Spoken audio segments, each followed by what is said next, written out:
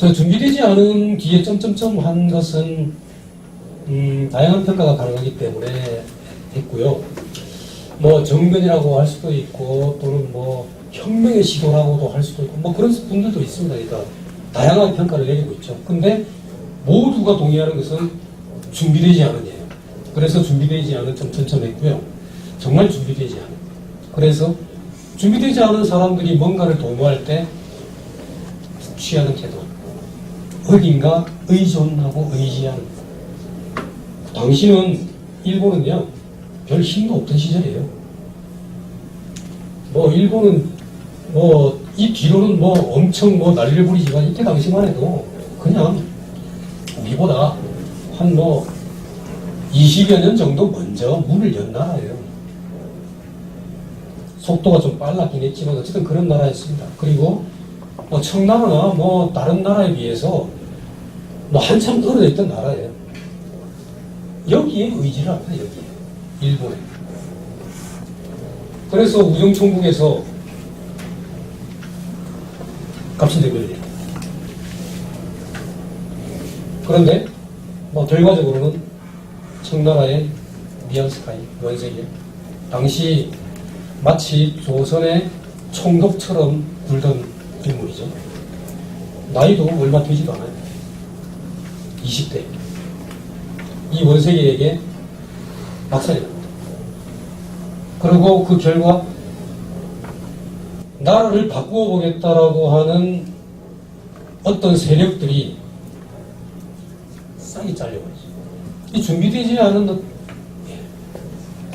그리고 이제 10년 정도 뒤에 이제 김옥균의 모습인데 목이 잘려서 하여튼 뭐 그렇습니다. 그리고 갑신정변 뒤에는 이제 되게 백성들이 나섰죠. 갑오농민전쟁은 근대사의 분수령이라고 쓴 이유가 뭐냐면 지금까지 제가 개혁을 그렇게 시도했다라고 하는 사건들 또는 인물들을 쭉 말씀을 드렸는데 가만히 생각해보면 이런 차이점이 있습니다. 왕, 광해, 정조, 왕, 대원군 왕의 아버지, 갑신정변 관력, 양반. 여기 와서는 그냥 뭐 백성, 100가지 다양한 성을 가진 사람들. 개혁을 원하는 주체하고자 하는 주체가 이때부터 달라지게 됐다는 걸 말씀드리고 싶은 거예요. 그래서 근대사의 분수령이라고 말씀을 드린 거고, 저 집강소라는 거는 이제 동학농민분들, 갑오농민전쟁의 이 주체 세력들이 뭐 나름대로 어떤 뭐 정책을 시범적으로 펴던 장소, 뭐 뭐라고 해야 될까요? 뭐 정부를 구성해봤던 경험이라고 해야 될까요? 뭐 여러 가지 의미에서 근대사의 분수령, 시간이 많이 돼서 좀 빨리 넘어가겠습니다.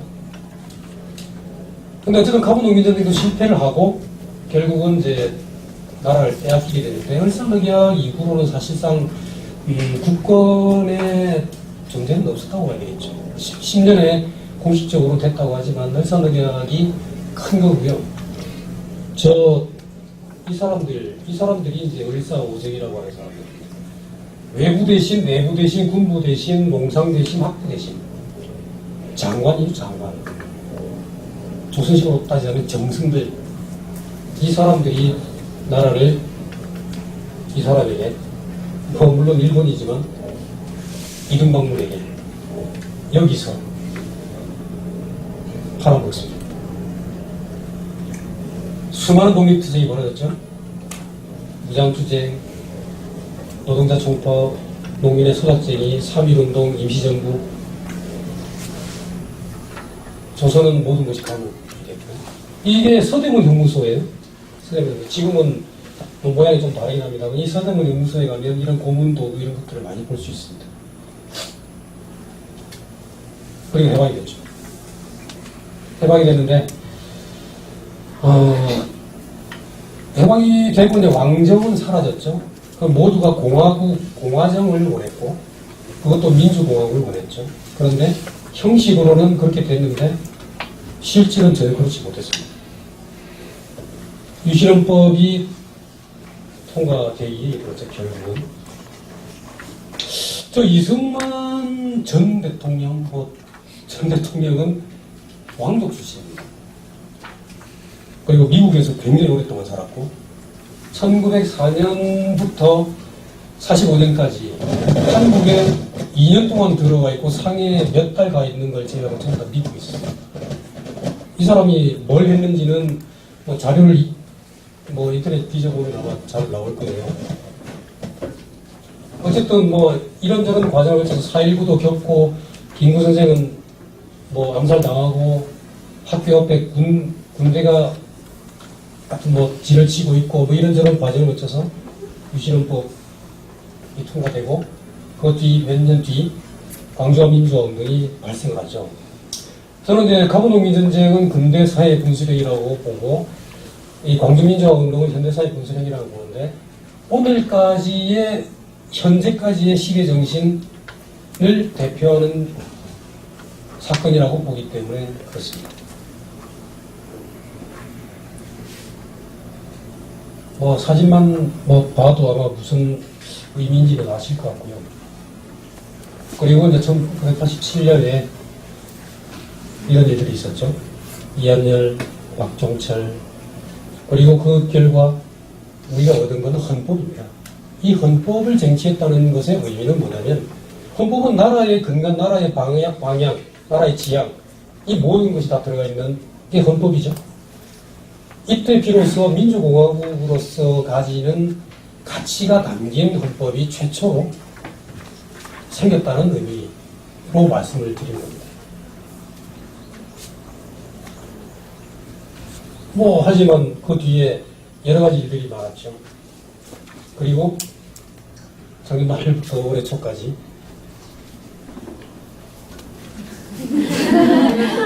해피엔딩입니까?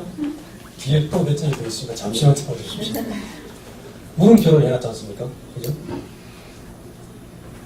여기까지는 뭐 해피엔딩이라고 말할 수 있습니다. 뭐 연극도 1박이 있고 2박이 있듯이.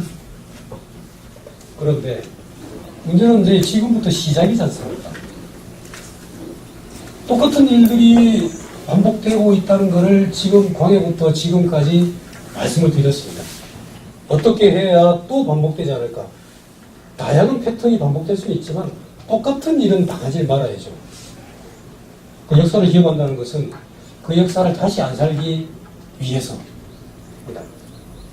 하버드 철학과 교수가 이야기를 한 거니까 진짜 좋은 이야기겠죠. 자, 역사를 기억하지 못할 때 벌어질 일, 일제의 마지막 총독, 이런 얘기를 했습니다. 100년이라는 시간이 지나야 조선의 영광을 되찾을 것이다. 그리고 나는 다시 돌아올 것이다. 조선 총독부 마지막 총독, 아베 노부유키. 지금 어떤 사람하고 이름이 같죠? 여기 있습니다. 근데 이 사람이 아베 노부유키의 이 직계는 아닙니다. 성은 같은데, 아마 관련은 있다라고 돼 있는데, 그 정확한 자료는 뭐 없더라고요. 근데 어쨌든, 이 아베 신조의 외할아버지도 A급 전범이에요. 뭐 이렇게 잘 알고 계실 겁니다. 그리고 할아버지, 아버지, 뭐 외가 통틀어서 일본의 이 정계를 주름잡던 일본 제국주의 시대 때부터의 주류 집안이죠. 개과천선하지 않은 사람, 그런 사람이 할 수 있는 이야기가 이런 얘기입니다. 근데 저게 사실 뭐 귀로 그냥 쓱 듣고 흘러버리기가 조금 그런 게 이 사람 때문이에요. 이 사람이 한 말. 우리 이 사람 때문이라도 역사를 제대로 알아야겠다는 생각을 해요. 저 왼쪽의 그림은 구한말에 이 한국, 조선을 먹기 위해서 처음 일본, 러시아는 슬슬 눈치 보고 있고, 이게 어디 신문에는 실렸던 만두이거든요. 우리가 가지는 지정학적인 그 의미라는 게 엄청납니다. 이건 뭐 여기서 다룰 주제는 아니지만 굉장히 엄청나죠. 해양과 대륙을 연결하는 지점에 딱 우리가 걸려 있습니다. 지금 이 사람들이 서로 전화하고, 이 러시아는 여전히 살살 눈치 보고 있네. 현실이 그렇습니다. 그러니까 100년 전과 뭐 100년 전은 아니죠. 뭐 150년 전과 현재 그렇게 뭐 다들 기시감이 드는 부분이 분명히 있을 거예요. 그런데 우리가 역사를 제대로 알지 못할 때, 과거에 어떤 일이 벌어졌는지를 알지 못할 때 사람들이 해겔인가 누군가가 한 얘기입니다. 역사의 반복을 우리가 제대로 막아내지 못했을 때, 과거는 비극으로 한번 벌어졌던 일들이 반드시 희한한 형태로 반복된다라는 거죠.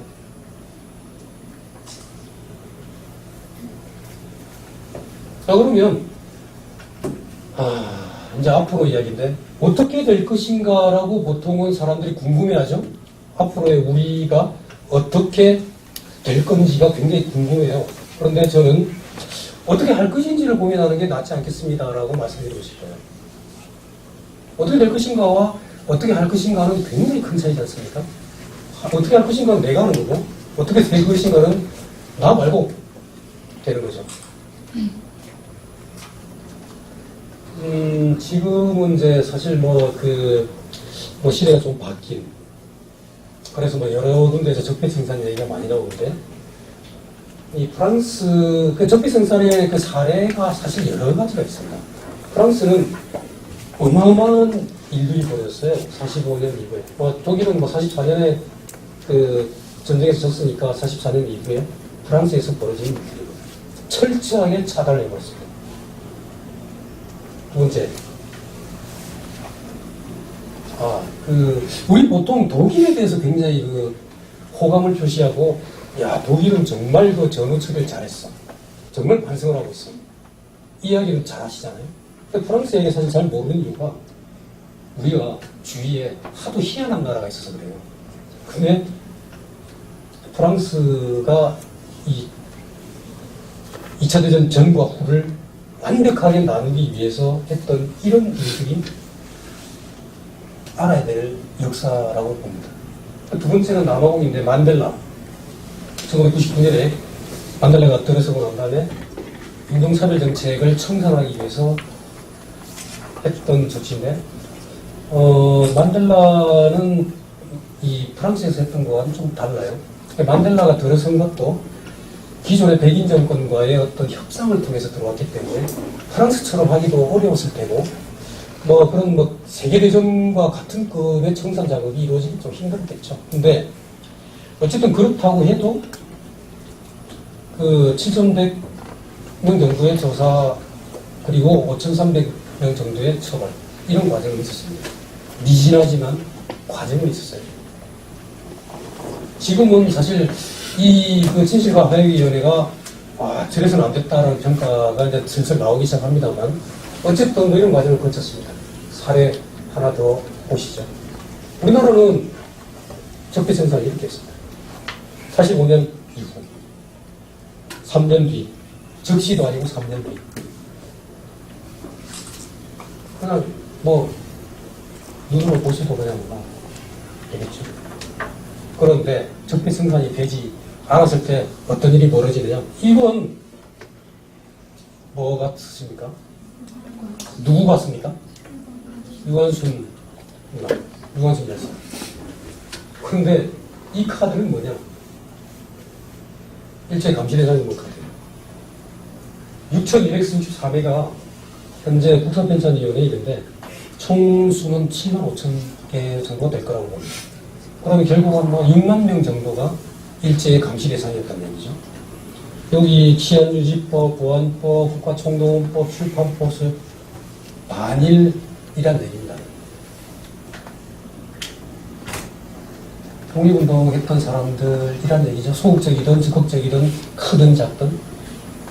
그리고 친일빙사전에 나와 있는 친일파 4,400명. 이 사람들 아무도 처벌받지 않았습니다. 그리고 이분들 지금 어떻게 살고 있는지 아십니까? 극히 일부를 제외하고 별로 그렇게 좋은 삶을 살고 계시지 못하죠. 적폐 생산이 되지 않았기 때문에 이제는 지금이라도 해야 되겠는데, 여기 질문 중에 어떤 분이 꼭 뭐 친일파를 그러면 죽게 됩니까? 뭐 이런 질문도 있더라고요. 뭐 그럴 수는 없겠죠. 세월이 많이 흘렀고. 그냥 뭐 제가 어떤 구체적인 방법론을 이야기하는 건 조금 이제 무리일 것 같고요. 이 정신과 이 절차와 이 방법으로 가야 되겠다라는 정도만 제가 말씀드릴 수 있을 것 같아요. 민주공화국의 정신. 촛불이 헌법을 수호했다고 했지 않습니까? 그전에 87년의 입시방정은 헌법을 쟁취했다고 그랬지 않습니까? 거기에서 가장 중요하게 여기는 정신은 바로 민주공화국의 정신이거든요. 잘 아시는 거죠? 근데 이걸 그냥 쉽게 이렇게 흘려들어 버릴 수는 없어요. 이게 우리나라의 지향과 나의 지향이 다 담겨 있는 겁니다. 여기에서부터 모든 행동과 정책과 제도와 말이 나와야 되는 거죠. 그 이야기는 뭐냐면 결국은 우리가 보통 왕의 아버지, 관료, 백성들 이렇게 쭉 그 개혁의 주체 세력들이 바뀌어 왔다라고 말씀을 드렸는데, 이 바뀌어 오는 과정이 바로 이겁니다. 정조도 민봉, 광해도 민봉, 대원군도 민봉, 이거였거든요. 포도피플이죠. 당신을 위하여, 백성을 위하여. 지금은 오브 더 피플로 가야 된다는 거죠. 국민의, 내가 주인이 되는, 아까 무엇을 알 것인가를 고민해야 된다라고 말하는 근거가 이제 이것 때문입니다. 그러면 이거 오브 더 피플의 수단이 뭐겠습니까? 오브 더 피플, 목적, 포 더 피플, 수단, 바이 더 피플. 우리가 스스로. 결론은 그겁니다. 그러니까 중원부원 여러 가지 이야기를 많이 했습니다만, 개혁이라는 건 언제든지 어렵고, 개혁 상대, 개혁 대상은 언제든지 목숨 들고 반격을 노리고 있다. 그걸 지금에 빗대서 말하기는 무리가 있을지는 모르겠습니다. 과거의 역사는 늘 그래왔습니다. 광해, 쫓겨난거, 정조의 죽음, 갑신정변, 대원군 쫓겨난거, 다 그런 이제 느낌이 있죠. 근데 지금은 어쨌든 그 수백 년의 역사를 거쳐오면서 드디어 우리가, 그리고 우리와 우리의 그 힘에 의해서 압력을 받는 정치 세력, 그들의 이끄는 대로 따라가는 우리가 아니라 우리가 이제 드디어 주도할 수 있는 시대가 됐다는 거죠. 이제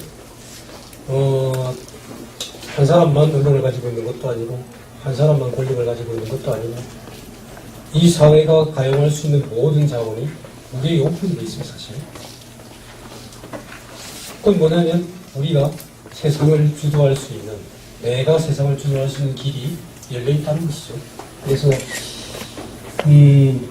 내가 앞으로 어떤 정신에, 민주공화국의 정신에 기반해서 어떤 행동을 할 것인가를 배우는 게 역사를 배우는 것이 아닌가 라는 생각을 합니다. 이게 이제 제 마지막 말씀이고, 시간이 너무 지났죠? 네?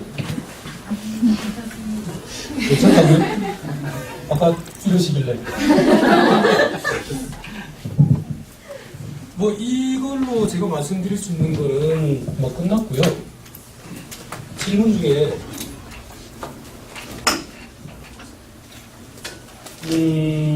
예전에 있었던 역사적 사건을 빗대서 그 현재의 한국 또는 청년들에게 조언을 해줄 수 있는지, 이건 정조의 사례를 저는 들고 싶어요. 개혁을 하려면 정조처럼 하라. 결국은 도로 돌아가긴 했지만 하려면 그렇게 해라. 그리고 언제나 개혁의 대상들은 사소한 개혁에도 목숨 건다. 왜? 그 사소한 개혁이 다른 좀 더 큰 개혁을 불러올 것이라는 것을 그 사람들 잘 알기 때문에, 그래서 사소한 개혁에도 목숨을 건다는 얘기죠. 왕을 죽이기 위해서 왕궁의 지붕을 뚫고 들어갈 생각을 한다는 얘기죠. 지금은 뭐 전혀 다른 뭐 형태로 될 수도 있겠지만 어쨌든 뭐 그런 게 뭐 늘 이렇게 생각을 해야 되는 부분이 아닌가 싶고요. 몇 가지만 말씀을 드리고 나머지는 그 여러 가지 질문들을 제가 사실 이 강의 내용 중에 많이 없다고 제가 생각을 하기 때문에 대부분 빼고요. 적어 말씀드릴게요. 역사 기행을 위해서 추천해주고 싶은 여행지 여기가 좋을 거야 한데요. 제가 이제 여러 군데를 다녀봤습니다. 책을 짓기 위해서 여러 군데 막 다녀봤는데, 그리고 제가 또 정주에 또 관심이 많고 훌륭한 분이라고 생각을 해서 제일 처음으로 추천하고 싶은 곳은 수원. 뭐 워낙 유명하기 때문에 잘 아실 것 같긴 한데 거기에 화성도 있고 거기 정조가 머물렀던 행궁도 있습니다. 행궁은 이제 왕이 어딘가를 갔을 때 일시적으로 머무는 곳이 행궁이죠. 화성 안에 있고요. 윤건능이 근처에 있고, 그리고 그 정조가 화성의 신도시를 건설하기 위해서 땅을 개간을 하는데 그 땅, 농사지을 땅에 물을 대기 위해서 큰 저수지를 만들죠. 그 중에 하나가 이제 남아있는 게 있는데 만석고, 뭐 가봐야 그냥 뭐 넓은 전 또는 호수 느낌이긴 하지만 불뿌리 한국사를 읽었으면 느낌이 좀 다를 것 같아서 그래서 저는 거기를 돌아다니면서 뭐 그랬습니다.